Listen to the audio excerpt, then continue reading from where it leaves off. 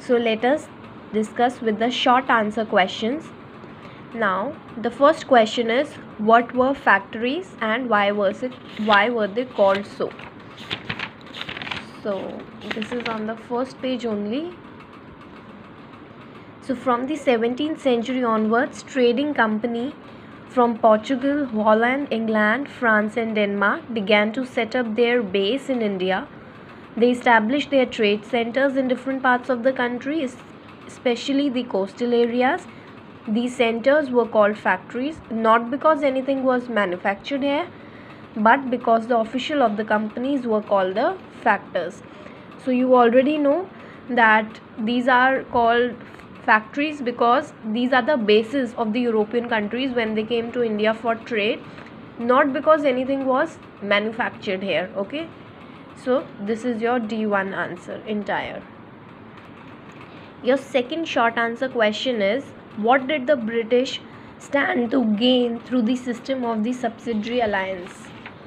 So how did Britishers benefited themselves from the system of subsidiary alliance? So this is your D2 answer. The subsidiary arrangement was very advantageous to the British. They could maintain a large army at the cost of Indian rulers. They indirectly controlled the defense and foreign affairs of the protected ally and could overthrow the rulers and annex his territories whenever they wished to. Also, the resident could interfere in the internal affairs of the kingdom to further the interest of the company. Okay, so your third short answer question is, discuss the growth of British influence with special reference to Mysore. So basically, how did British had such an influence that they could control Mysore? We need to talk about the growth of the British, especially in context to Mysore.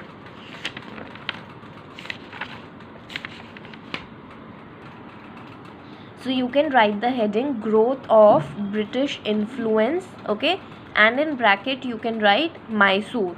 Okay, growth of British influence, in bracket you can write Mysore, and then you can start your answer. The kingdom of Mysore was the strongest rival of the British during the second half of the 18th century. You can write the complete line also. Since the question is about Mysore, you can also write the kingdom of Mysore was, instead of was the strongest rival of British during the second half of the 18th century. The British launched war against it. Okay, so the question was, how did Britishers expanded their power in Mysore? So basically, they were Mysore and Marathas were the rivals of British, and in order to influence their territory, British actually waged war against them. So you can now write about Mysore here. Hyder Ali 1761 to 1782 and Tipu Sultan 1782 to 1799 were powerful rulers of Mysore. They opposed the British Mysore control a large part of spices trade. Tipu in particular did not want the British to trade in this region. He was also close to the French, something which the British did not like. Between 1766 and 1799, 4 wars were fought between Mysore and the British. In 1799, during the course of 4th Anglo-Mysore War, the British defeated Tipu Sultan.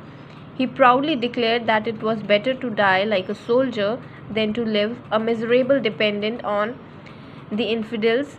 In the list of their pensioned Rajas and Nawabs, Tipu died on 4th May 1799 while defending the capital Srirangapatnam. So basically, how did Britishers actually influence their territory over Mysore? By waging war. Okay, so this is your answer for third short questions, that is D3. So your last short answer question is, why did the British need a large army? Describe the British army. So this is your D4. The British need a large army. Why? To conquer more territories, protect British territories from their rival, protect the trading interest of the company, and suppress internal revolts against the British. Okay, we discussed about all these factors in the last class. Also, they are not just asking that why in Britishers needed army, they are also asking about the features of British army. So the army comprised Indian soldiers who were called sepoys, and in bracket you can write sipahi. A large number of them were originally farmers. Most sepoys were recruited from areas at present including in Uttar Pradesh, Bihar and Jharkhand. British officers commanded the sepoys. The British army was well trained and disciplined. The sepoys were armed with muskets. Okay, they were also paid a regular salary. Generally speaking, the sepoys were loyal to the British masters. So this is your D4, why British needed army, and these are the features of British army.